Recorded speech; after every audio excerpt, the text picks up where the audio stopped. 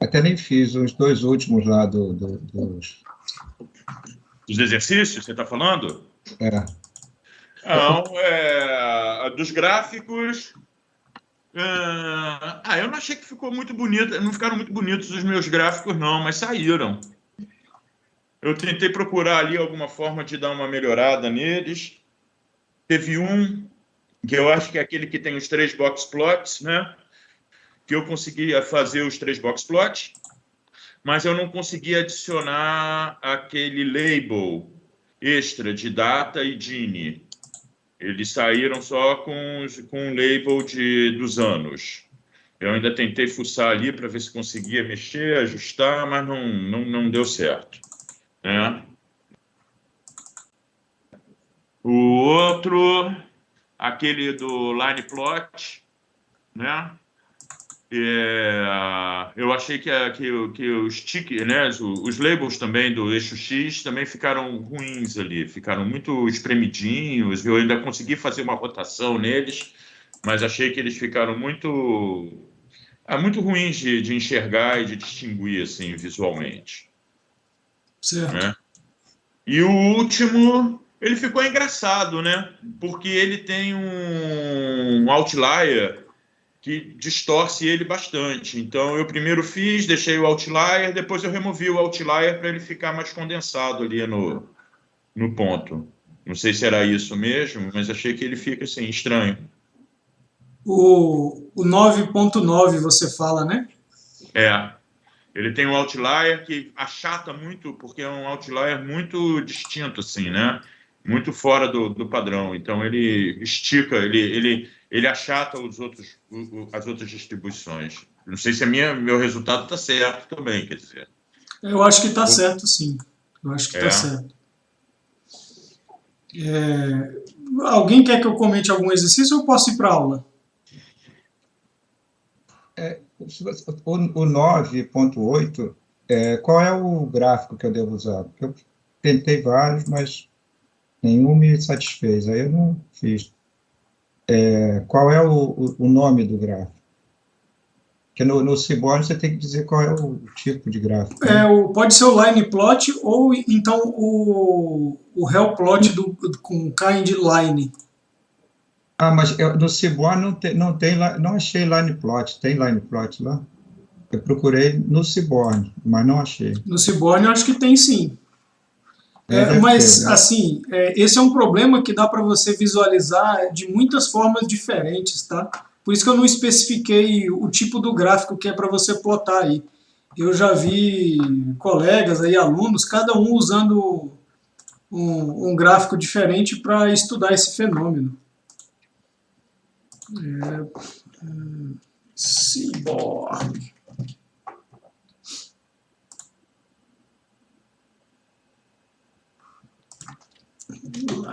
Inclusive, tem umas categorias no Seaborn que eu não sei direito. É o primeiro até, né? Tem line plot aqui, tá? Mas, assim, você que tem que escolher ali. Na verdade, eu não quis especificar o gráfico, porque é uma atividade um pouco mais criativa que eu queria ali, de você escolher qual o melhor gráfico que serviria para investigar esse problema. Entendeu? Ok, tentar mais. E aí você pode escolher vários gráficos que você queira. Dá para você plotar ali um box plot, mas assim, eu queria que você olhasse ao longo do tempo, né? Então, ao longo do tempo, um dos mais úteis é realmente o line plot mesmo. Quando eu penso... A documentação que eu achei do Seaborn tinha umas categorias que eu não entendia bem o que significava. Você deve ter estudado o hell plot. O hell plot, eu acho que eu expliquei na aula para vocês. Ele tem um kind. Aqui, ó. Um kind. E aí, se você especificar o tipo como sendo line, ele traça uma linha. Se você especificar o tipo como sendo scatter, ele traça um scatter para você.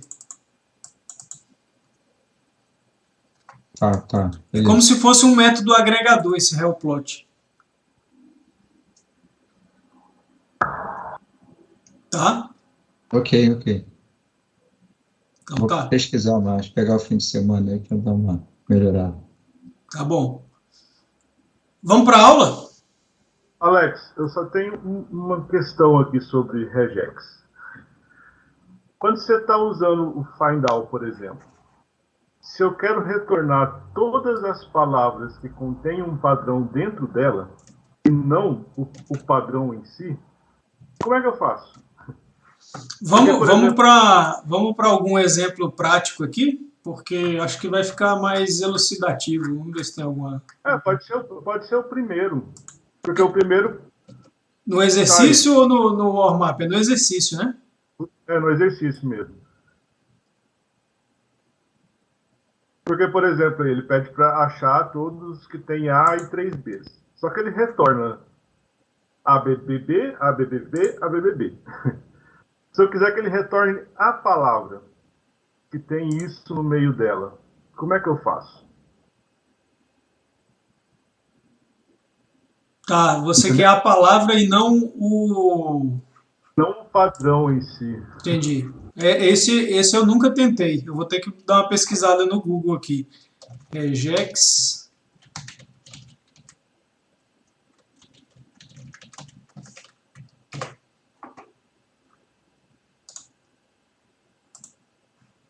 Porque assim, na minha cabeça é mais útil, né? Não sei. Depende do requisito, né? Depende do requisito, mas tem utilidade sim, tá? Uhum.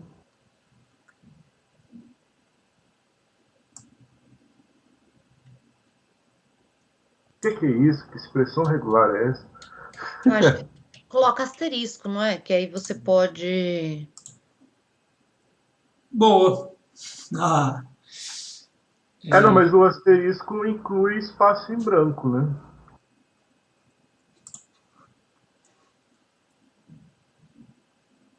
ó, aqui, esse cara aqui conseguiu. Ele quer encontrar essa palavra e quer encontrar isso entre dois pontos aqui, né? Não, É isso um, aí tá retornando a frase inteira. A gente pode até pegar esse mas se texto ele aí, conseguiu você retornar a palavra inteira, você consegue, vamos supor, opa, vamos supor que você tem essa regra aqui, ó. E você quer retornar a palavra e o treco inteiro ali, né? Você quer genérico, né? ir para a palavra, por exemplo, todas as palavras que tenha, sei lá, MS no meio, igual o Denselves aí.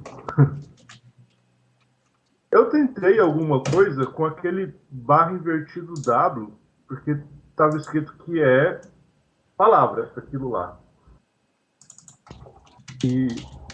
Mas, assim, não consegui uma coisa muito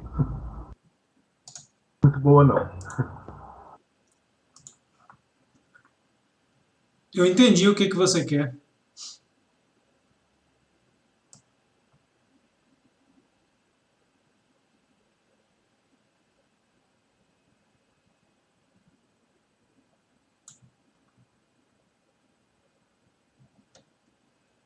Olha, isso aí parece que funciona, hein?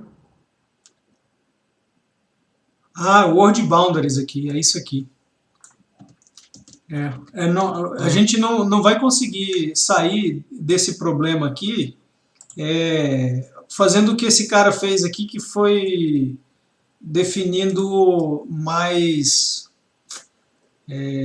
sintaxe da regex, né? Caracteres da regex aqui. O word boundaries aqui, cadê esse negócio? Barra B. Aqui.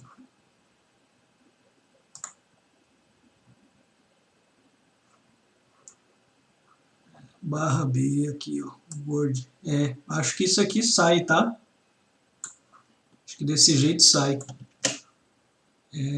Aqui vamos pegar Word Boundary.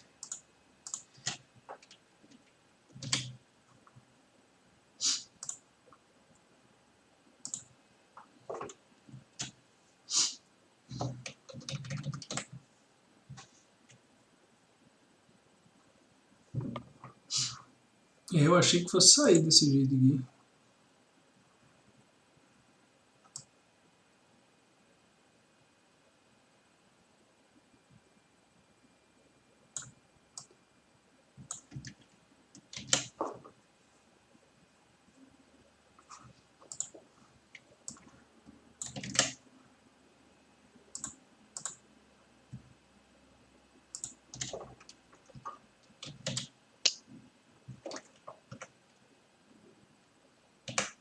Você pode colocar, tipo, barra B, ponto asterisco, padrão, depois ponto asterisco de novo. Porque se esse barra B... E não, mas aí pega tudo. Pois é. Tem jeito não.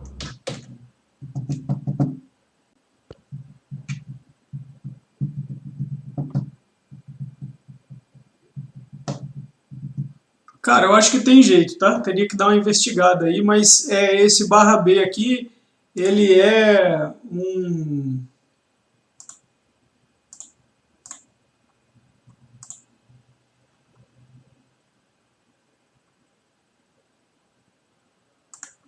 um bom começo.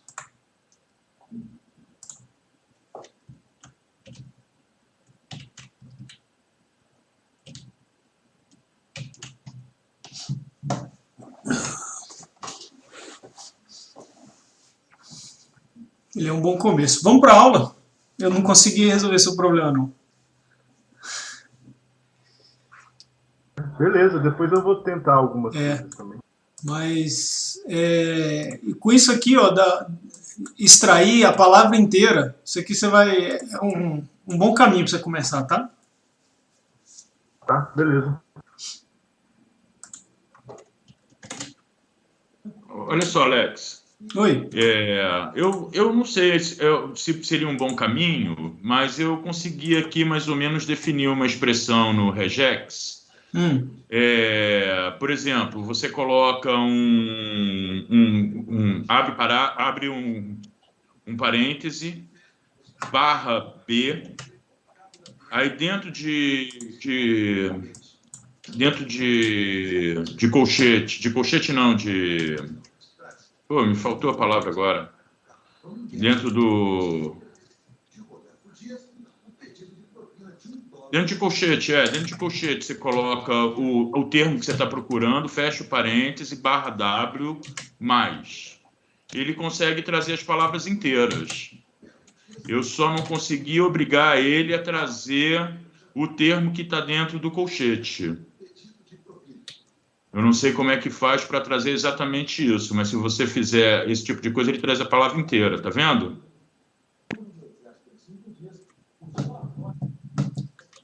Mas aqui significa ele está procurando. Achei isso aqui na internet, mandei aí no chat. Vamos ver aqui, do Opa. colega. Não, só que eu acabei tendo que repetir. Então, o termo que eu estou procurando para conter na palavra, eu substituo nos dois e achou aqui, buscou.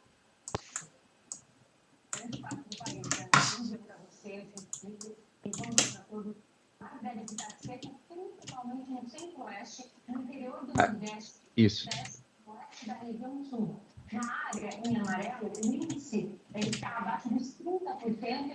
Eu estou procurando esse EG aqui e tentando fazer com que ele me retorne a palavra. Aqui funcionou.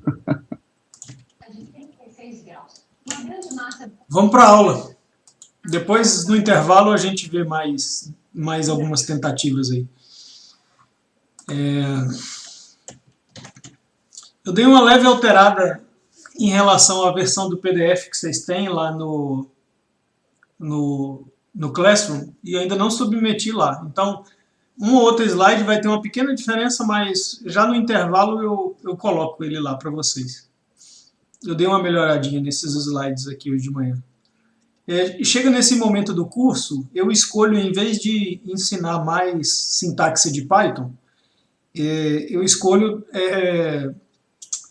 dar algumas recomendações e alguns conceitos que podem ajudar vocês a evoluírem mais rápido, com mais eficiência. Essa aula aqui é inspirada numa aula do Steven Pinker, que é um psicólogo, professor de Harvard. Esse cara foi um parceiro de trabalho, pesquisador, parceiro do Noam Chomsky, que é um dos cientistas da computação linguísticos e agora mais recentemente ele virou um ativista político, uma das celebridades aí do século passado. E esse Steven Pinker virou uma celebridade também lá nos Estados Unidos. Bom dia, Thiago. E a aula dele é muito boa. Ele tem um curso sobre racionalidade. Você consegue ver as outras aulas desse curso gratuitamente nesse link que eu coloquei. Eu trouxe aqui uns pedacinhos da primeira aula dele sobre o curso de racionalidade, que tem muito a ver com ciência de dados. Então é isso, eu tenho trechos aqui dos slides dele, que eu copiei, colei aqui e trouxe para vocês. Então, vocês vão conhecer um pouquinho do pensamento aí de um professor de Harvard, né?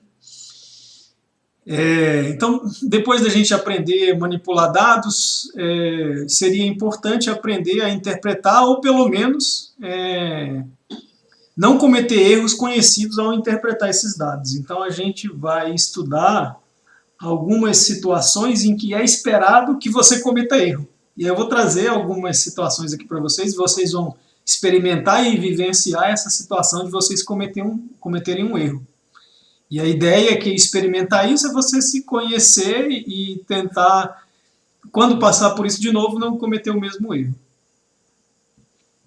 Então, eu vou apresentar aqui algumas maneiras de você aprender, como aprender condições que te levam a cometer erros e se preparar previamente para elas. Por exemplo, uma dessas estratégias é que eu já discuti algumas vezes no curso aqui com vocês. Se você sabe previamente que você vai passar por uma situação de um estímulo incontrolável, você pode se preparar para esse estímulo incontrolável, a analogia que os psicólogos fazem ali com se prender ao mastro do navio do Ulisses no livro Odisseia. Se você sabe que vai passar por aquela situação, você se prende no mastro do navio.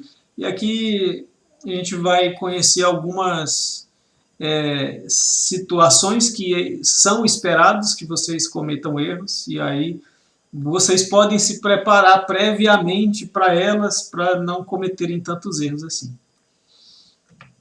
Então, se vocês quiserem ali depois assistir esse curso do Pinker aqui, é muito bom. O Pinker ele argumenta que nós somos seres racionais, os homens, né, a humanidade, né? Nós produzimos grandes avanços nos últimos 200 anos. Isso está no último livro que ele escreveu, esse argumento aí. Nós atingimos grandes feitos. Por exemplo, boa parte das métricas de evolução, elas melhoraram muito nos últimos anos aqui. Guerra, né? E aqui mortes por 100 mil habitantes, diminuiu bastante. Pobreza, expectativa de vida no mundo, né? E fome diminuiu muito. Alguns outros exemplos ali de feitos que a gente atingiu, que eu parei para pensar e lembrar na minha mente: viagem à Lua, foguetes reutilizáveis, não sei se vocês acompanharam isso nos últimos anos, foi uma evolução muito grande. Inclusive, a gente está por volta de 12 anos para ir para Marte, tá? Uma previsão já, uma expectativa bem realista já. Já se discute arquitetura, já se discute divisão de terras, então está um contexto bem favorável, eu diria. Veículos autônomos, implante cerebral para controlar um computador, não sei se vocês acompanharam a evolução da Neuralink, mas é alguma coisa que já está em fase de aprovação do FDA, lá, esse implante cerebral. Hein, Alex, só comentar com você, esse negócio de implante cerebral para controlar o computador, eu não sei se você viu que recentemente teve um avanço grande aí na criação de um exoesqueleto para ajudar pessoas com deficiência a caminharem? É o do Nicoleles? Não, não é. É de um cientista francês, de um especialista francês, que ele tem um filho que tem um problema congênito, que não fica na cadeira de rodas o tempo todo, e ele criou um exoesqueleto que ajuda o garoto a sair da cadeira de rodas, ele consegue andar, Legal, muito né? bom. Esse aí eu não conhecia, não. Conheço os trabalhos do Nicoleles. Também tem o trabalho do Nicoleles, que é muito interessante. Que... André, até interessante, o Alex, também, a questão do implante, é um implante em que faz pessoas que têm Parkinson, porque, assim, aquela tremedeira e tudo mais, né, essa condição, faz com que a alimentação e qualquer coisa até muito simples piore, né, muito, né, fica muito comprometida. E o implante fica enviando pulsos para que isso se controle e as pessoas parem né, então, assim, até coisas mais simples assim são até bem impressionantes. Tem muita IA aí, tá? Eu estava conversando com um dos parceiros do Nicoleles lá, tem muita IA para aprender os sinais e aprender os sinais que a pessoa tenta enviar para alguma parte dos membros, enfim. E aí esse tipo de eletrodos que eles colocam dentro é uma matriz de eletrodos que eles colocam, né? E essa matriz ela acaba aprendendo uma disposição espacial daqueles impulsos elétricos, e aí você coloca um algoritmo de IA para aprender aquela disposição espacial, um pico aqui, um pico ali, um pico não sei o quê, nessa hora o cara fez tal coisa, então o algoritmo vai aprendendo para depois ele conduzir um servomotor que vai fazer um atuador de um exoesqueleto. Mais ou menos por aí. Mas vamos aqui. Então, o argumento do Pinker aqui, cara, nós somos muito bons. Em 200 anos a gente fez coisa pra caramba aqui e nós somos seres racionais. Mas a gente também tem alguns exemplos aqui em situações que a gente se comporta de maneira quase irracional e a gente comete erros em larga escala. Paradoxalmente, segundo ele, nós cometemos erros em massa. Por exemplo, a maioria dos americanos entre 18 e 24 anos acha que astrologia é muito ou um tanto quanto científico. Mais alguns exemplos aqui, num livro lá de 2017, aqui a porcentagem de americanos com crenças paranormais. Então, 55% dos americanos acreditam naquele psychic healing. Eu acho que isso aqui é a mesma coisa que aquele cara que morava, tinha uma clínica lá no interior de Goiás, que ele fazia, ele curava a pessoa com a mente, assim. Eu acho que é exatamente esse conceito aqui. ESP, eu já estudei, eu já tinha estudado isso aqui, mas não lembro agora, mas é alguma coisa paranormal. Aqui é casa assombrada, fantasma, telepatia, clarevidência, astrologia, 25% dos americanos, né? Extraterrestre, necromância, bruxas, reencarnação e channeling, que eu esqueci o que é esse channeling aqui, mas enfim. Então, a gente também comete muitos erros em massa. Falou, André? Extraterrestres é legal, pô. Gente, é uma discussão polêmica, então eu não vou entrar no mérito de cada um, não, tá? Mas essa irracionalidade, ela não começou agora, ela já vem há muito tempo. Por exemplo, por volta de 60 mil bruxas foram executadas ali entre o século XV e XVII. Por que elas foram executadas? Porque elas comiam bebês, afundavam navios, destruíam plantações, voavam, como é que é o stick mesmo, na vassoura, né? No Saba, eu não sei o que é isso aqui, mas enfim, copulava com o demônio, transformava os seus demônios amantes em gatos e cachorros e faziam homens comuns, impotentes, convencendo-os que eles perderam o seu pênis, enfim. Então, é esse nível de irracionalidade ali, de argumento que a gente usou para matar 60 mil pessoas. Agora eu queria mostrar para vocês outro exemplo que o Steven Pinker traz, e eu queria que vocês me ajudassem a resolver esse problema aí. Imaginem essas cartas que a gente colocou aqui, em cima de uma mesa. Todas as cartas têm um número num lado e uma letra do outro. E aqui existe uma possível regra que a gente quer investigar. Se uma carta tem um D de um lado, então ela tem um 3 no outro lado. Quais são as cartas? Quais cartas você precisa virar para testar essa regra? Vocês conseguem me responder? F e 7. F7. Mais alguém? F3. F3. Mais alguém?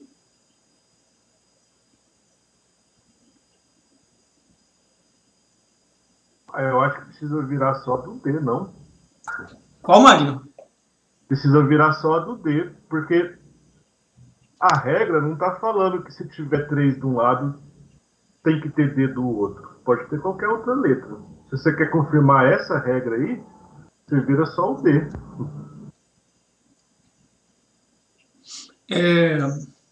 Mais alguém? Acho que só o F. Mais alguém?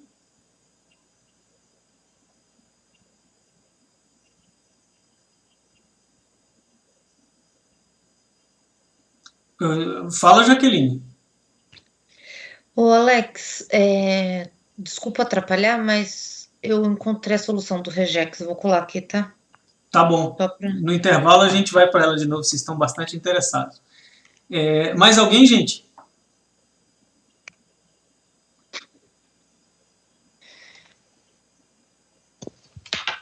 Acho que eu dei mesmo. Tá, então vamos para a resposta. Acho que vocês já estimularam a criatividade de vocês bastante aí já. Bom, esse teste foi aplicado a todo tipo de público por mais de 60 anos. A grande maioria das pessoas responde D ou D e 3. Nesse curso em especial, vocês tiveram um pouquinho mais de criatividade. Mas na média, acho eu que vocês não acertaram ou que ninguém acertou. Pelo menos eu não ouvi ninguém falando a resposta certa, ou se pensou, não comunicou com a gente. Resposta correta, D e 7. Vamos investigar por que é essa resposta correta, e depois a gente investiga as consequências de a gente estar discutindo esse tipo de problema. Então tá. Qualquer coisa atrás do D diferente de 3 invalida a regra. Por quê? A regra é se D, então 3. Até aí vocês concordam? Essa é fácil, né? Sim. Se D, então 3. Se atrás do D tiver um 4, a regra não vale, né? Então, virar o D serve para a gente testar essa regra aqui, né? Beleza. Um D atrás do 7 invalida a regra, vocês concordam? Sim. Beleza. Qualquer coisa atrás do 3 aqui é irrelevante e não invalida a regra, porque ele não está falando se 3, então D. Ele não está falando se 3 alguma coisa. Para ele o 3 ali, como tese ali, não importa.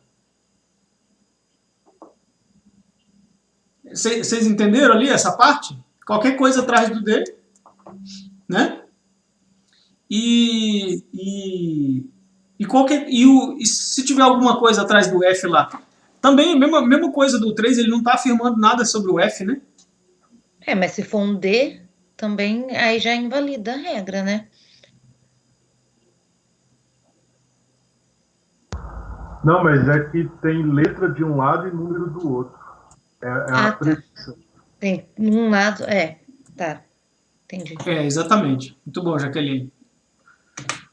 Serviu para eu dar uma olhadinha de novo no enunciado ali. Eu também eu pesquei nessa. Não, que isso. Eu também precisei olhar lá no enunciado para te responder. Então tá. Agora vamos estudar quais que são as consequências desse experimento aí.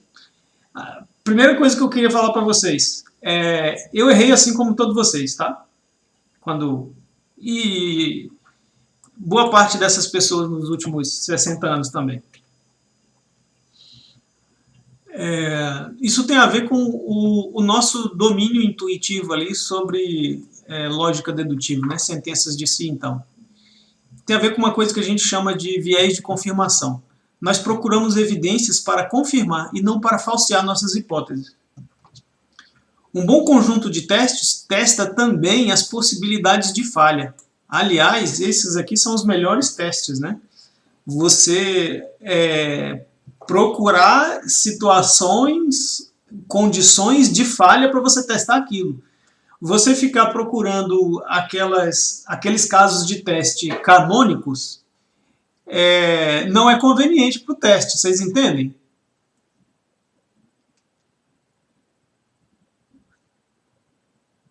Entende essa diferença? Entendemos. Assim, isso também acontece muito quando eles... Tipo, já aconteceu em vários lugares comigo. Você implementa alguma coisa e você mesmo testa. Você só vai testar as coisas que você sabe que vai dar certo. Justo. Nós temos essa tendência, e essa tendência, geralmente tendência a gente chama de viés ou bias em inglês. E essa tendência que você comentou aí, que é o que a gente está estudando, que é o viés de confirmação. Então aqui, o conceito de viés de confirmação é a tendência de se lembrar, interpretar ou pesquisar por informações de maneira a confirmar crenças ou hipóteses iniciais. E aqui eu coloquei um link se vocês quiserem estudar um pouco mais sobre isso. Gente, por acaso, isso aqui, essa possível regra a ser investigada, lembra vocês de algum método científico ou trabalho científico que a gente tenha que desenvolver? Isso aqui, na verdade, é um exemplo simplório, fora de qualquer contexto de negócio, mas que traduz o que é uma investigação científica. Vocês conseguem perceber?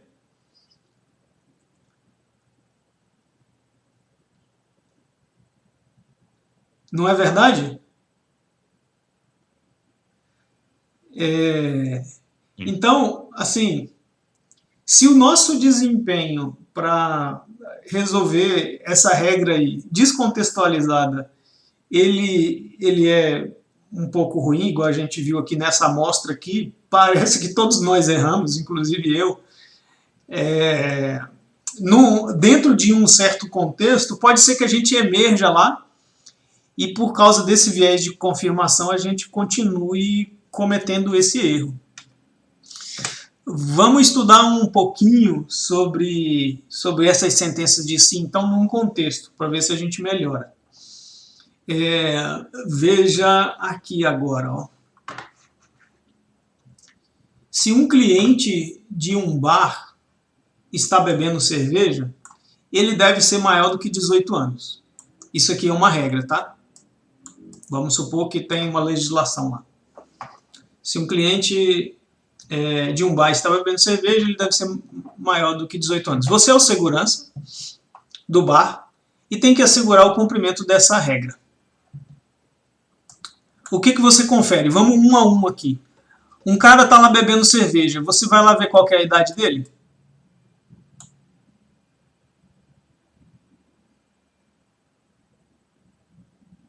Pois sim. Eu também vou. A não ser que você possa inferir só pelo justo. estilo dele que ele tem 40, 50 anos. Aí isso. Justo. Um cara bebendo Coca-Cola, você vai lá ver qual que é a idade dele? Não. Não.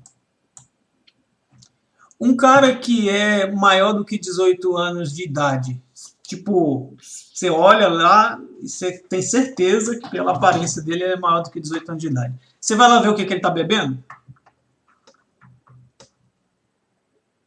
Não. Você não precisa ir lá ver o que ele está bebendo, né? Certo? Intuitivo aqui para vocês? Posso riscar esse?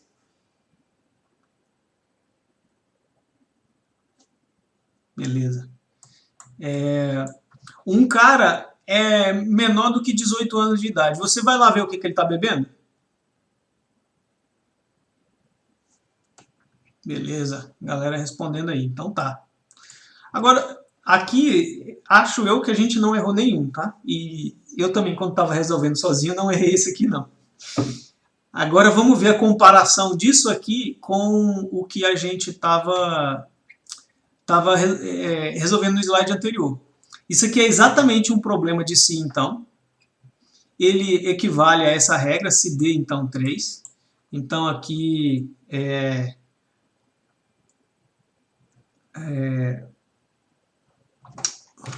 vamos ver aqui, ó.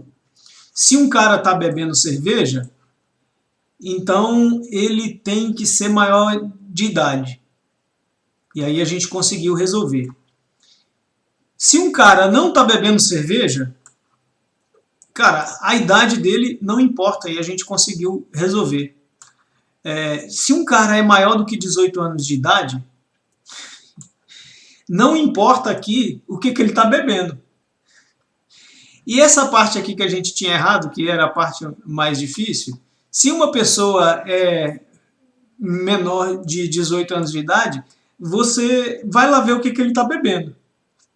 Então o que aconteceu? Quando a gente colocou isso aqui num contexto, que esse contexto está próximo da sua realidade, está em situações em que você já viveu, em situações até emotivas, e que você consegue resolver isso de forma intuitiva e não pela lógica de dedução,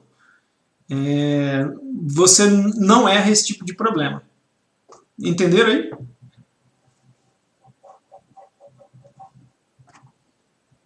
Concordaram aqui comigo? Beleza.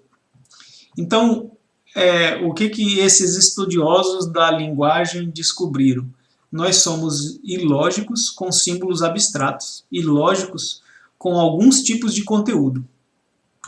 Um problema é que na nossa educação formal, boa parte do aprendizado depende de conhecimento passado por símbolos abstratos. O que a gente pode fazer com isso aqui? Sempre que você estiver estudando, você tentar trazer para um caso concreto. Ou sempre que você estiver aplicando isso num outro contexto, você pode, num contexto que está fora da sua realidade, você pode tentar trazer essa regra para um contexto que está dentro da sua realidade e tentar validar ela. Então, beleza. Agora eu queria fazer esse exercício aqui com vocês. Eu tenho uma regra que eu anotei bem aqui, quer ver?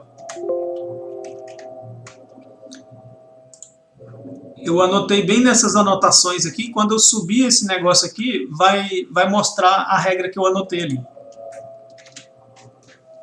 Então tá, eu tenho uma regra de formação aqui em mente, e esse trio de números aqui está em conformidade com essa regra. Vou pedir para vocês tentarem descobrir essa regra que está escrita ali no slide, nas anotações, gerando trios de números. E aí eu vou responder sim, se o trio estiver em conformidade com a regra, eu vou responder não, se o trio não estiver em conformidade com a regra. E aí, vocês querem tentar? Digam um trio para mim aí.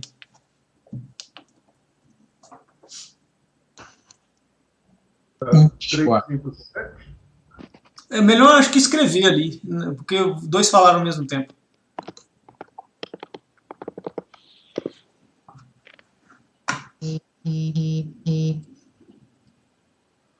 O 8, 10 e 12, ele obedece na regra, tá? Eu vou colocar aqui, ó. 8, 10 e 12, tá? que mais? 1, 3 e 4 tá. 1, 3 e 4 tá também. 3, 5 e 7 tá. 3, 5 e 7 tá também. Mais alguém? E assim, vocês têm que adivinhar que regra é essa, né? 5, 7 e 9.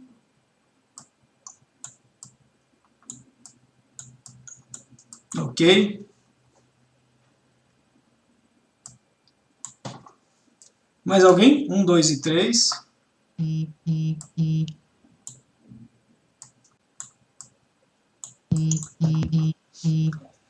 15, 68, 161.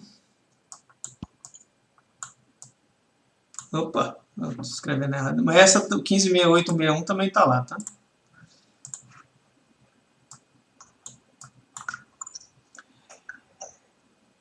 Três, 5, 1 não está na regra, tá? Quem foi o Roger aí, né? Beleza, Roger? Vou anotar o do Roger aqui, ó. 3, 5, 1 não está nessa regra. A regra são 3 números em ordem crescente, então. O Magno matou. A regra é 3 números em ordem crescente mesmo. Vamos voltar aqui e ver a regra que estava escrito lá. Aqui. Números crescentes, essa é a regra. Agora vamos ver o que isso tem a ver com... Viu? Eu até apaguei ali, né? Não era para eu ter apagado. Mas tem um histórico no chat aí, vocês podem olhar para o histórico no chat. O que vocês aprenderam desse exercício aqui?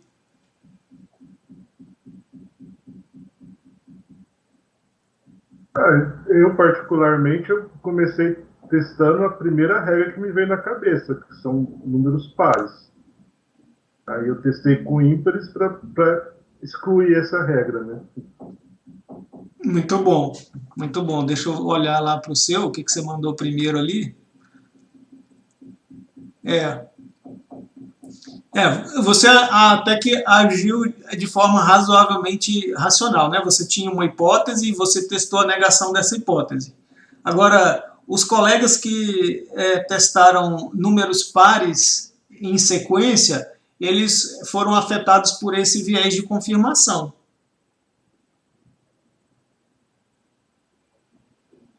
Confere?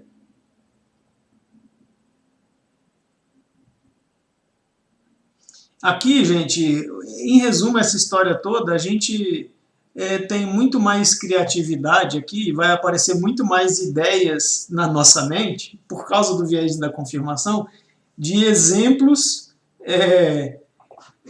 que seguem a regra do que já está escrito ali como exemplo, né? A gente vai ficar pensando em exemplos que confirmam essa regra, por causa desse viés de confirmação.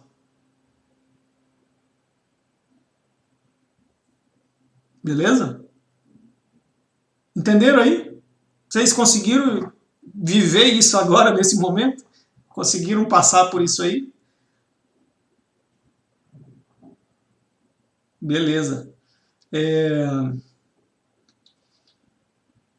Quem respondeu os números ímpares em sequência ali, crescentes, eu também vejo que estavam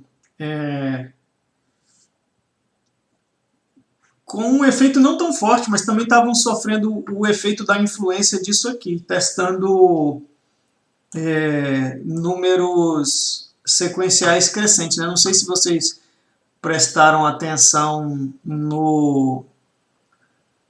o Magno testou o primeiro número ali, 3, 5, 7.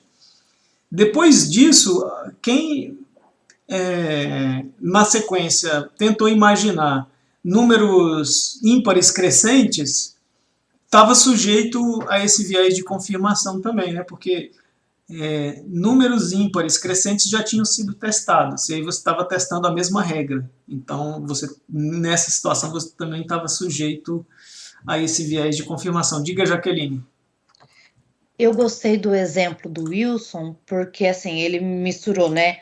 Tanto ímpar quanto par, e também já tirou aquela ideia de que tinha que ser de 2 em 2. Perfeito. Muito bom. Muito bom. Foi bom mesmo o exemplo dele. E aí o que matou ali, né, que ajudou a gente responder foi o exemplo do Roge, né? Magno. Intuitivo, né? Do hoje é que resolveu mesmo.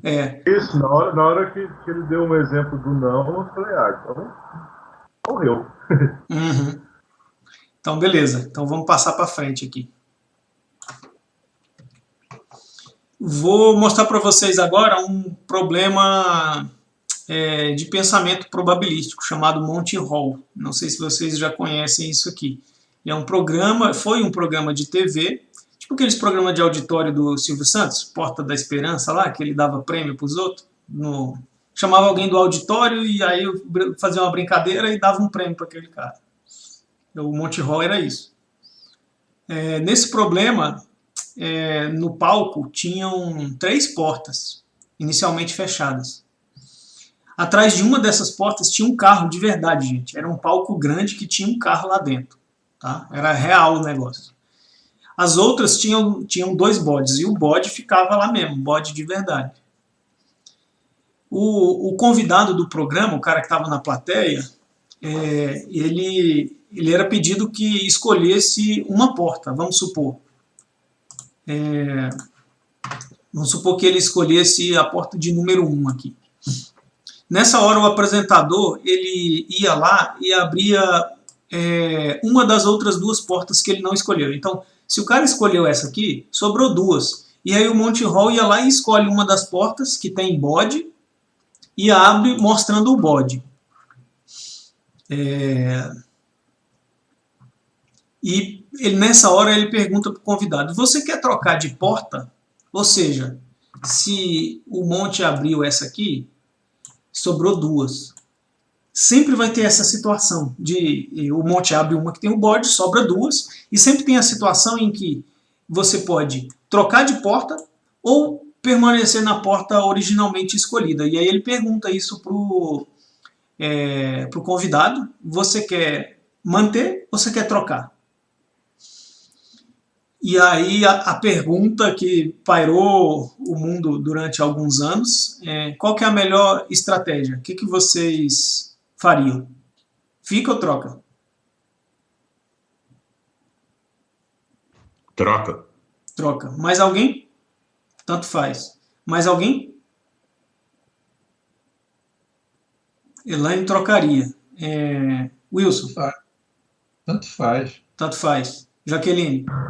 Também acho que tanto faz. Tanto faz. Mais Agora alguém? tanto faz, Eliane, né? Débora? Ludmila? Tanto faz. Mais alguém quer falar? Então tá bom. Se quiser falar ou escrever, pode escrever aí. Não é obrigado a se expressar não, tá? Beleza, Débora, tanto faz. Então beleza. 80 a 90% das pessoas respondem que ficariam, alguns dizem que tanto faz. Então beleza. Vamos discutir esse problema aí. Essa pessoa aí, que chama Marilyn Vossavant, ela ficou famosa por algumas coisas.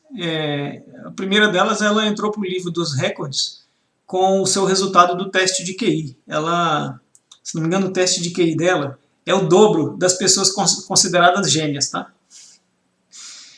Mas ela ficou famosa mesmo, o Thiago trocaria, né?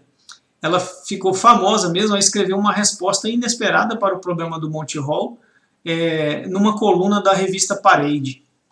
É uma revista americana. Basicamente o que aconteceu com ela, quando ela ganhou esse teste de QI, e a revista procurou ela para ela responder algumas perguntas difíceis. Ela falou: olha, essas perguntas eu não sei responder de imediato não, mas a gente consegue encontrar algumas perguntas interessantes e tal. E aí ela fez uma primeira reportagem, a primeira virou segunda, e aí acabou que virou uma coluna dela na revista. E aí, numa dessas colunas que ela escreveu lá, você deve trocar. Na primeira porta, nessa situação aqui, né, em que eu escolhi, e aí o Monty Hall abriu essa e sobrou essa, e entre a porta 1 e 2. Na primeira porta você tem 1/3 de chance de ganhar, mas na segunda porta você tem 2/3 de chance de ganhar. Ou seja, se você ficar, tem 1/3 de chance, se você trocar, tem 2/3 de chance de ganhar. Bom, depois que ela escreveu isso aí, ela recebeu 10.000 cartas que contestaram essa publicação. E aí ela fez uma réplica educada, ela é uma pessoa educada, uma réplica na mesma coluna da revista, só esquentou o debate. E o assunto foi parar na primeira página do New York Times. E por volta de 1.000 dessas 10.000 cartas foram escritas por acadêmicos e matemáticos com argumentos contrários. Eu selecionei aqui, acho que 3 argumentos, só para vocês verem o que ela passou por causa desse negócio aí. Teve um cara lá, um PhD lá da Flórida, da Universidade da Flórida. Já existe analfabetismo matemático suficiente nesse país. E a gente não precisa do maior QI do mundo propagando mais. Que vergonha. O outro aqui, né? Eu tenho certeza que você vai receber muitas cartas sobre esse tópico de meninos de high school, de colégio e da faculdade, de estudantes. Talvez você deva guardar o endereço deles para te ajudarem nas colunas futuras. Legal. Aí outro aqui, né? Um Don Edwards. Talvez mulheres olhem para problemas matemáticos diferentemente dos homens.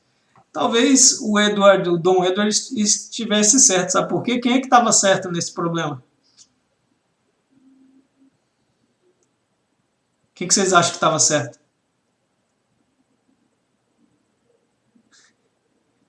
O maior QI do mundo, gente. Não é à toa que a mulher tem o maior QI do mundo.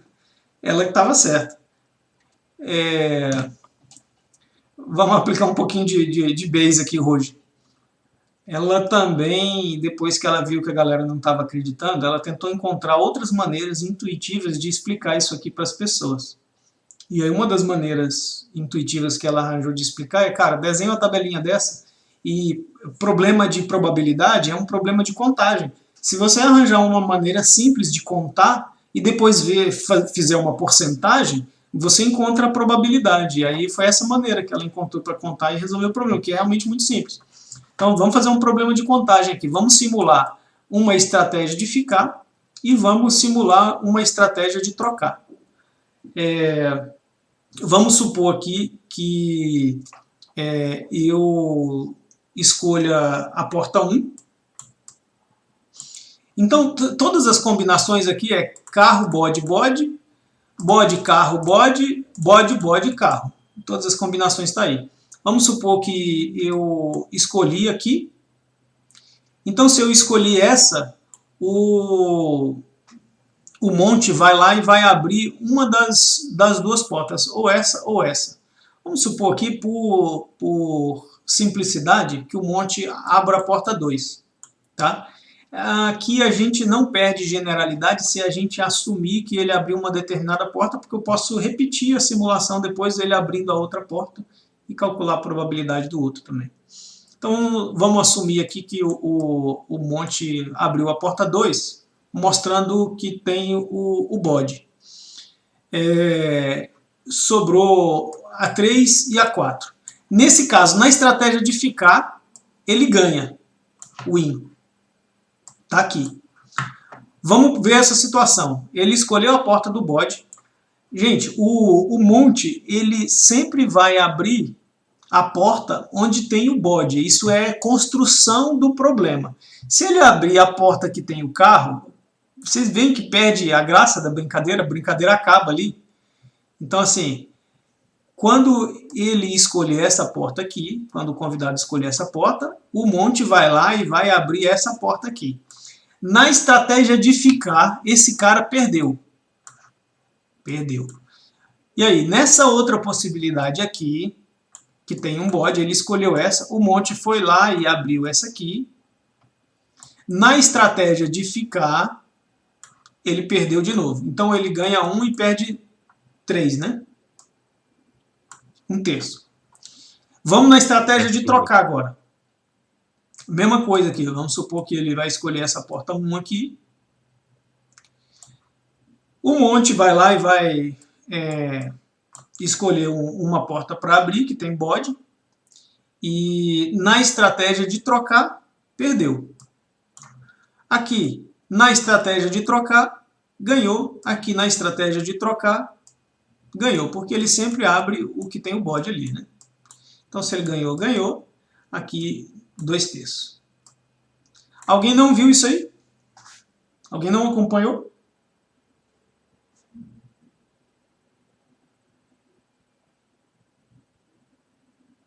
Vou passar para frente, hein?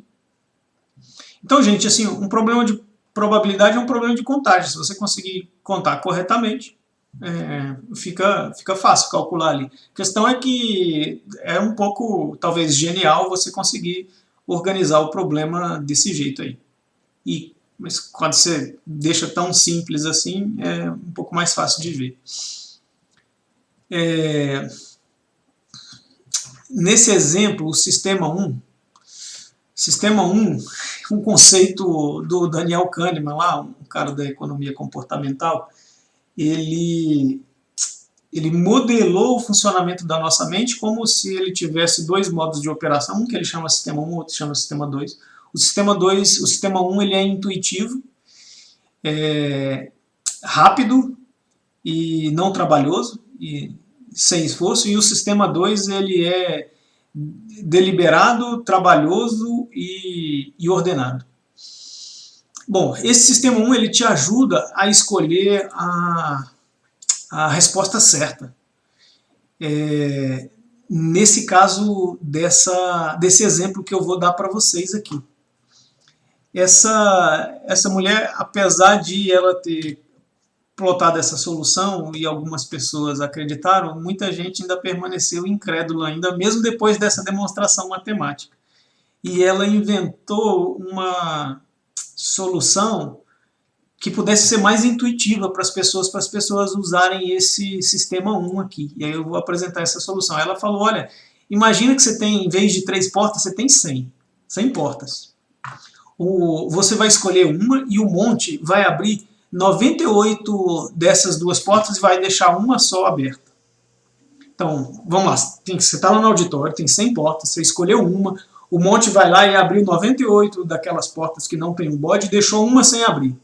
Aí nessa hora ele pergunta para você, a porta 37 não foi aberta, você quer ficar na porta 1, que você tinha escolhido originalmente, ou você quer trocar para a porta 37? Para vocês ficou mais intuitivo essa questão de ficar ou de trocar nessa situação, exemplo de 100 portas? Está mais intuitivo? Sim. Tá. Quem ainda não se convenceu com as 100 portas, vamos fazer um exemplo de 1 milhão de portas, tá? Que é uma extrapolação desse aí. Tem 1 milhão de portas. Você vai lá e escolhe uma aleatoriamente. Vai ter um carro só atrás de 1 milhão de portas, o resto tem bode. E aí você vai lá e escolhe uma porta. O monte vai lá e abre 999.998 portas. E, por algum motivo, teve uma delas que ele não quis tocar. Ele olhava para ela e, não, essa aqui eu não vou abrir. E depois de meses abrindo portas com bode, ele vai lá e te pergunta, você quer ficar com aquela porta que você escolheu quando você tinha 1 milhão de chances, 1 milhão de possibilidades para acertar, ou você quer trocar escolhendo essa aqui que eu olhei quase que 1 milhão de vezes para ela e não quis abrir? Gente, essa situação problema extrema apela para o bom senso e não para o raciocínio quantitativo, tá? E aí ela é mais intuitiva ali e a gente consegue convencer esse nosso modo intuitivo e emocional de que a solução do problema é realmente essa. O que o Pinker fala sobre esse problema aqui? Probabilidade expressa nossa ignorância sobre o mundo. Uma informação adicional, ela reduz nossa ignorância e muda as probabilidades. Então, quando alguém te trouxer uma informação adicional sobre o problema, que for relevante para o problema, isso altera as probabilidades. Então, se alguém abriu uma porta, isso alterou a probabilidade. Porque é relevante, né? Ele olhou atrás, escolheu aqui não tem o carro e abriu e mostrou para você. Então tá, mesmo assim, se alguém tiver em dúvida ainda, eu trago aqui um link para uma simulação, onde você vai ter essa disposição aleatória, você clica no botão ficar ou trocar, repete esse experimento ali umas 50, 80 vezes, você vai ver destoando por volta de 1/3 e 2/3, convergindo no infinito ali, convergindo para essa probabilidade de 1/3 e 2/3. Bom, esse matemático que está aí, que é um expoente da matemática ali do século XX, ele mesmo depois de várias explicações intuitivas e demonstrações, simulações, cara, esse cara aqui, ele se recusou a acreditar nessa solução e passou muito tempo batendo o pé, batendo de frente e batendo a cabeça na parede. Mesmo depois de ver uma demonstração matemática e uma simulação computacional executando o experimento centenas de vezes, ele ainda achava que estava certo. O que está acontecendo na mente desse indivíduo aqui? E todos nós estamos sujeitos a esse tipo de problema, tá, gente? Ocorreu com ele ali um tipo de ilusão cognitiva. Nesse caso aqui, ilusão cognitiva é uma grande categoria de vieses aí, né? Essa aqui chama Emotional Reasoning. Eu tenho aqui até um link para se vocês quiserem pesquisar um pouquinho sobre isso aí. Então a ilusão cognitiva causa esse tipo de erro. E aí eu pergunto para vocês, só matemáticos competentes estão sujeitos a esse tipo de erro? O que vocês acham?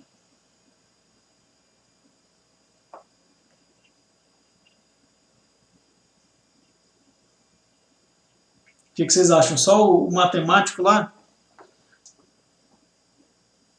Diga, Wilson. Eu acho que quanto mais preparado, acho que mais probabilidade tem de cometer esse erro. Assim, todos nós estamos sujeitos.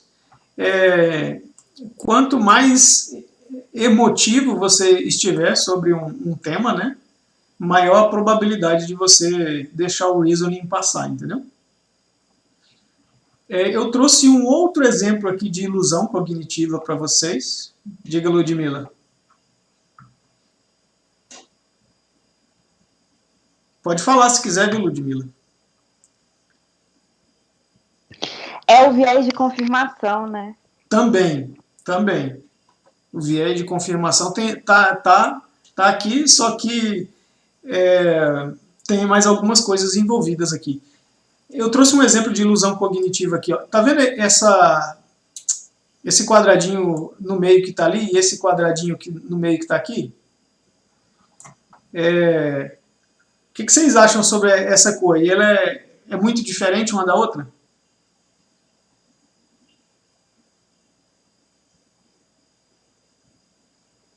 Aparentemente sim, mas parece que, pelo que você vai falar, é igual.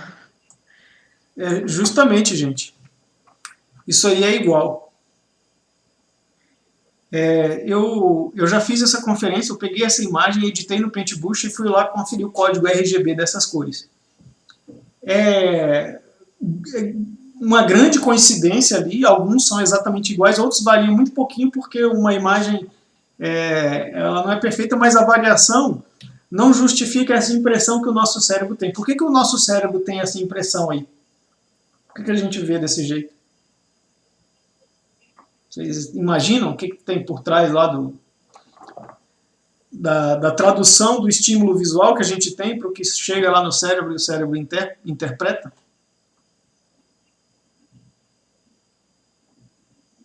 O colega, a Eliane, respondeu ali, é por causa do contraste das coisas que estão em volta. Então, gente, o contexto interfere na nossa percepção, mesmo que a gente conscientemente não tenha noção disso. Então tá. E a gente vai ver outros exemplos em que o contexto importa, tá? Então, existe esse outro viés aqui, esse overconfidence bias, que é uma das coisas que estão envolvidas aqui nessa situação desse matemático. Então, o nosso sentimento subjetivo sobre nossa certeza tem pouca relação com a probabilidade de estarmos corretos.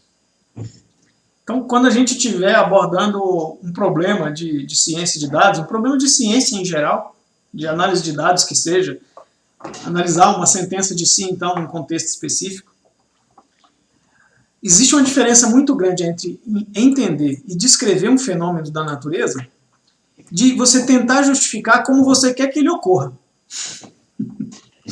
Eu passei por isso aqui no meu doutorado. Quando eu li o livro do Daniel Kahneman, ele descreveu isso de uma forma que eu falei, cara, isso aqui está acontecendo comigo, é justamente o que eu estou tentando fazer na minha tese de doutorado. Eu estou buscando dados que mostrem que eu estou certo.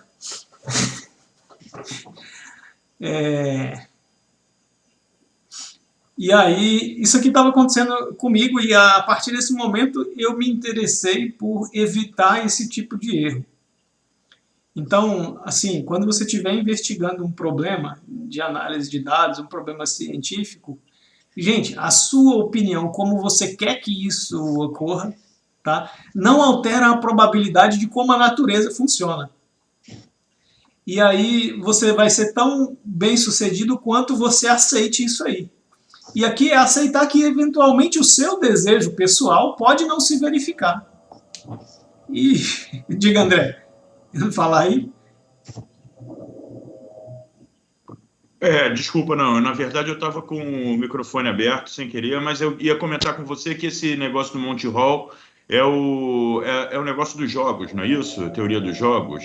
Também, tem a ver com a teoria dos jogos. O dilema do prisioneiro.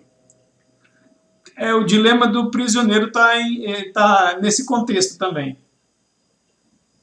Mas de lá a gente tira outras conclusões também.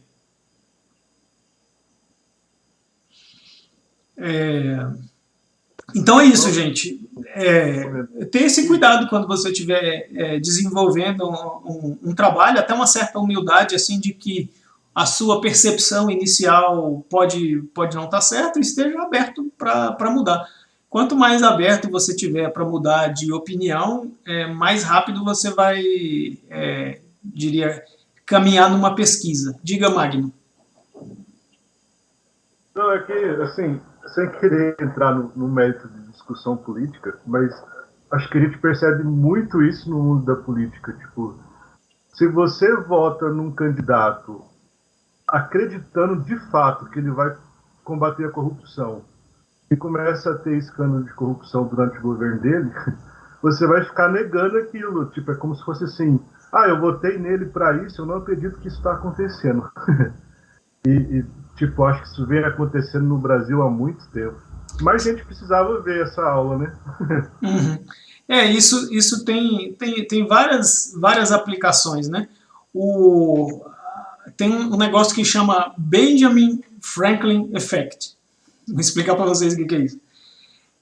A primeira pessoa que foi notada e foi documentado que fez isso com uma grande eficácia foi o Benjamin Franklin, e aí o efeito foi dado pelo nome dele. Alguns psicólogos estudaram o que ele estava fazendo.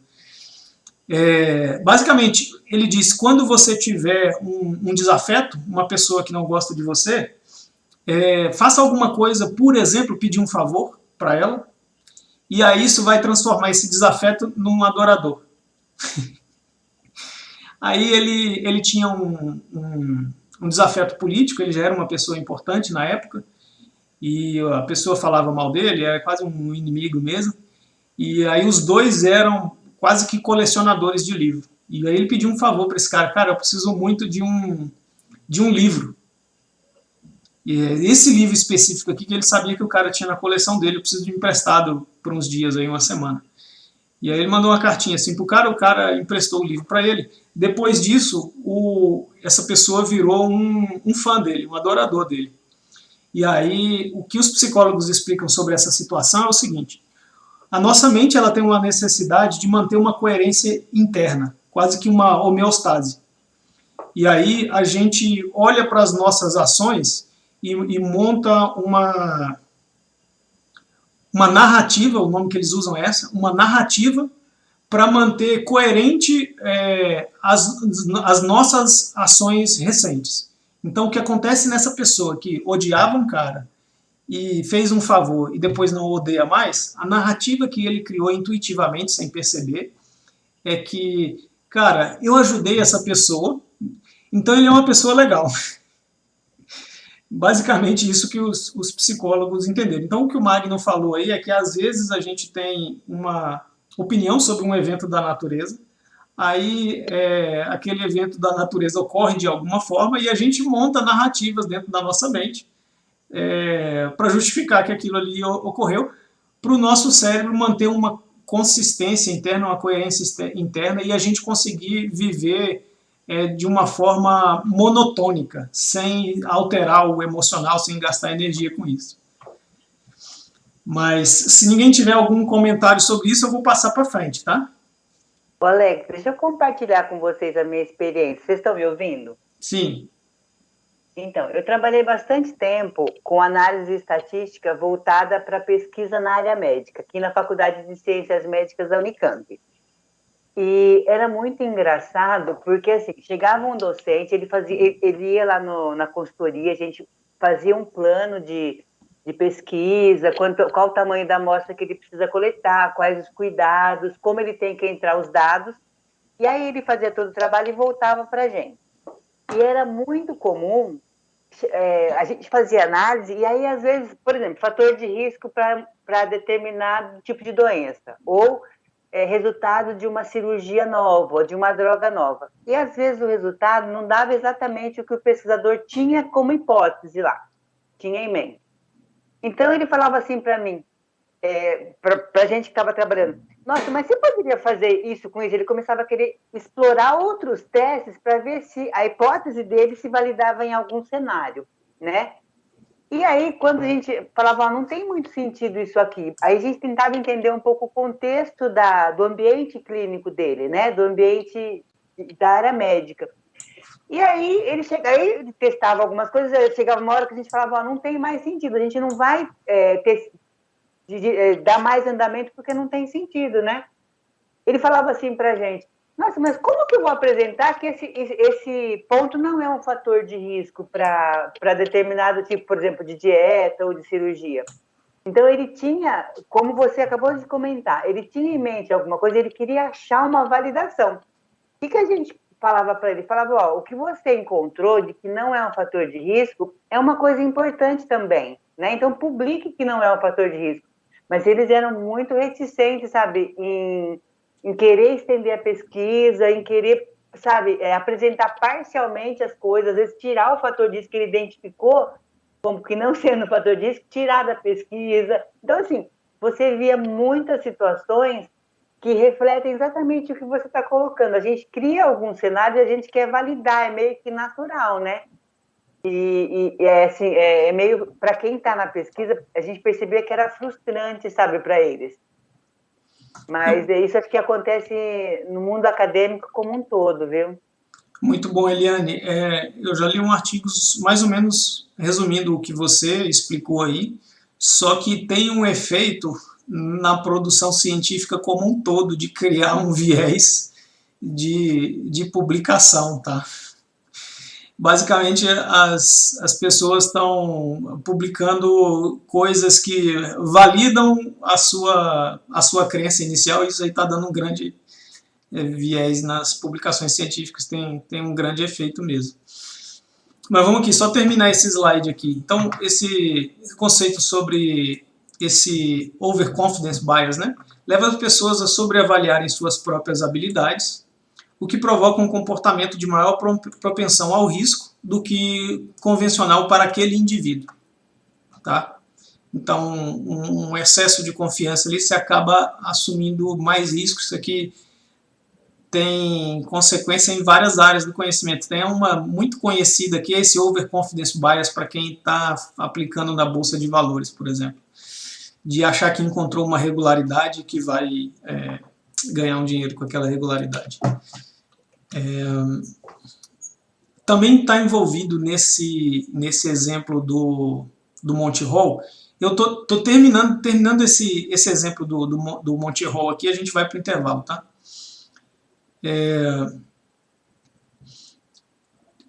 O outro efeito que está envolvido nesse exemplo do Paul Erdős é o custo afundado. Custo afundado, o conceito é o seguinte, é um conceito lá da economia. É um processo comportamental que ocorre quando colocamos dinheiro, tempo ou qualquer outro investimento em algo e descobrimos que não conseguiremos atingir nossos objetivos. Nesse caso, há uma tendência das pessoas em continuar a investir tempo e dinheiro, mesmo sabendo que isso poderá ser em vão, considerando o investimento já realizado como parte do raciocínio das próximas decisões. Vou dar alguns exemplos para vocês aqui, mas uma das coisas que afeta a probabilidade de uma pessoa ficar sujeita a esse custo afundado é, por exemplo, a exposição pública dessa situação ou dos seus argumentos ou das suas decisões.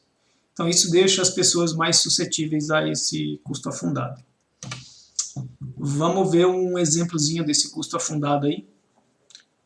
Isso na economia mesmo, né? A refinaria de Pasadena foi comprada por 1,18 bilhões, mas ela valia 150 milhões. Essa refinaria não estava alinhada com o business da Petrobras. Não processava o petróleo pesado produzido pela Petrobras. Então tá, vamos supor, foi comprado, tá? Não se discute mais não comprar, porque foi comprado. Então vamos analisar a situação do custo afundado. Então, depois de ter pago, depois de ter passado para a gente se faz a pergunta: como avaliar se eu devo vender esse ativo? O raciocínio mais correto leva em conta o que a companhia pode gerar de lucro de hoje em diante. O prejuízo, ou seja, esse custo afundado, já não importa mais para decidir se a gente vai vender ou não esse ativo. Custo afundado é um custo irrecuperável. Então, se você tentar colocar na sua conta esse prejuízo aqui que você teve, ou perto dele, né, 150 menos ele, isso aí menos 150 que é o prejuízo. Se você tentar colocar o prejuízo na conta, se você vai vender ou não, você está levando em conta esse custo afundado, que é um raciocínio emocional. O que você tem que levar em conta aqui? Faz uma análise de negócio, uma projeção financeira dos custos e dos lucros de hoje em diante, e uma projeção de risco, de retorno ali, de payback em X anos, e ver se você quer assumir esse erro aí. Aí, essa é que um economista, um matemático, um estatístico deveria fazer a conta e não se ficar se perguntando, eu já gastei isso, eu preciso esperar isso aqui para eu vender de novo. Isso seria o custo afundado. Vocês entenderam aí? Sim. Então, esse Paul Erdős foi afetado por esse custo afundado, a exposição pública dele já está discordando daquilo ali há muito tempo, fazia ele ficar mais tempo e com vergonha de assumir que estava errado, e aquele bolo emocional ali ficando pior cada vez. Isso também ocorre em projetos de gestão de TI. Em gestão de projetos de TI, desculpa. Eu tenho aqui um artigo científico onde tenta quantificar esse efeito, o efeito do custo afundado na completeza de projetos de tecnologia da informação e a escalação. Né? A escalação esse comportamento que ocorre dentro do custo afundado é que cada vez a coisa vai ficando pior, e porque está ficando pior, você vai ficando dentro daquilo ali e não consegue sair desse negócio. Até que alguém de fora toma a decisão por você: olha, encerra isso aí porque não dá mais. Mas aquela pessoa, sujeita àquele custo afundado, ela não consegue ver aquilo ali, e que é mais racional, por contas, enfim, de você encerrar aquele projeto. Gente, aqui esse eu terminei. Aqui a gente vai para o intervalo. Alguém tem alguma pergunta sobre isso? Magno. Eu tenho só uma consideração a fazer aqui, porque pensando aqui no nosso contexto de ciência de dados, eu fico imaginando quando você precisa de um mecanismo preditivo, junta lá a sua base, as suas variáveis e tal, e começa a treinar algoritmo e não converge nunca. Eu acho que a gente precisa sair dessa, digamos assim, armadilha que nosso cérebro faz e tentar pensar, tipo, será que compensa eu procurar mais variáveis para tentar convergir? Ou será que eu não vou convergir nunca? Como é que eu sei que aquele caso não vai convergir? Pode ser que eu não tenha dados suficiente e tal, a gente tem que estar sempre atento a isso, principalmente nesses casos de treinar algoritmo que nunca converge para nada, né? Uhum. Pois é, às vezes a gente fica pensando, cara, eu já investi tanto tempo aqui nesse experimento, eu vou tentar mais um pouquinho. Isso era o meu dia a dia no meu doutorado. Diga, Eliane. Esse custo afundado, eu nunca tinha ouvido falar, assim, mas você sabe que, vamos falar assim, recentemente, não falando de TI, né, mas falando do nosso dia a dia. Na minha família, tem algumas pessoas que têm comércio, né? E com esse período da pandemia, esse custo afundado no começo do ano passado começou a ficar cada vez maior, cada vez maior. Chegou uma hora, vou falar de um cunhado meu, ele tem uma padaria. Ele falou, eu vou jogar o que eu perdi fora, mas isso que você falou, ele pôs na ponta do lápis, ele falou assim, ó, eu já perdi isso aqui. Eu tenho que arcar com mais esses custos trabalhistas, mais isso, mas eu vou fechar aqui porque eu não estou vendo proximamente como eu vou conseguir manter daqui para frente, considerando esse cenário. Mas, assim, isso foi uma coisa que ele ficou, assim, vivendo, maturando, assim, por meses, sabe? Acho que ele levou uns 3 meses para tomar essa decisão. E é o que você falou, ele teve sangue frio e falar, não, eu vou parar aqui, porque é meio que intuitivo a pessoa tentar recuperar, e tentar achar uma forma de recuperar. Eu acho que isso é meio que da nossa natureza, né? Então, é muito difícil a pessoa ter um sangue frio assim, né? De parar. Assim como você acabou de falar em um projeto que você já investiu tempo e tal, tem que, como tirar o chapéu, né, de pai da criança e falar, não, vamos pôr na ponta do lápis. Justo. E isso é uma coisa muito interessante. A gente precisa ter sempre isso no nosso radar, né? Começou a patinar muito, poxa, será que vale a pena eu levar mais? Eu só vou dar mais um exemplo aqui para vocês, só para vocês expandirem esse conceito do custo afundado na mente de vocês. Um dos exemplos que está no livro do Richard Taylor é o exemplo de um cara que paga uma mensalidade de um clube para treinar tênis. Mas logo depois que ele paga, ele machuca um pouquinho o braço. E aí fica doendo o braço dele. Só que ele continua indo jogar tênis porque ele já pagou. E ele vai, sentindo dor, jogar. E aí esse sentimento de você querer dar um usufruto do dinheiro que foi investido, mesmo sob uma situação de dor, é um exemplo clássico de custo afundado. E aí o que os economistas dizem, cara, essa mensalidade que você pagou já foi, ela não volta. Não justifica você ter prejuízo, no caso dor, para dar alguma utilidade para esse dinheiro que você já pagou, porque ele não vai voltar. A gente pode dar um intervalo agora? Sim, podemos. Então tá, vou dar 10 minutos de intervalo para vocês aqui.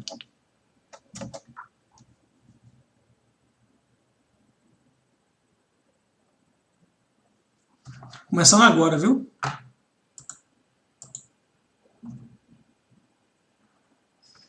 Fala, Camilo. E aí, meu jovem, tudo bom? Beleza. Tudo bom. Precisando comprar um desktop lá pra casa, lá que eu não tô querendo comprar. E essa estante que eu coloquei, fica rodando na casa toda.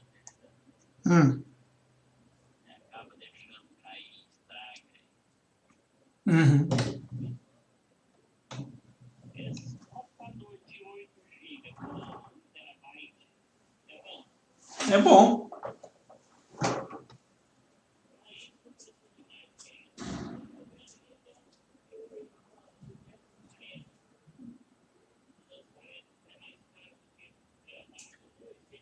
Mas é porque o HD dele é de uma tecnologia mais moderna.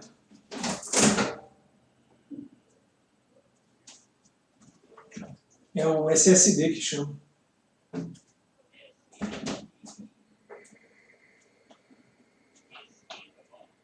Como é que é? i5? É bom, é bom. Uhum. Qual marca? Qual marca? Esse aqui é PC. Quanto PC? Ah, Camilo, eu recomendo você procurar um da Dell. Dell? Dell, é. Porque ele não dá problema. É, né? É, não dá manutenção. Esses genéricos aí, você vai ter dor de cabeça com eles. Aí você paga R$500 por um negócio que, tipo, se der problema, a Dell troca o computador para você. Uhum. Procura um da Dell aí você pode pegar um que seja mais a linha de entrada, assim, o piorzinho da Dell, que é garantido que você vai ter ele por muitos anos.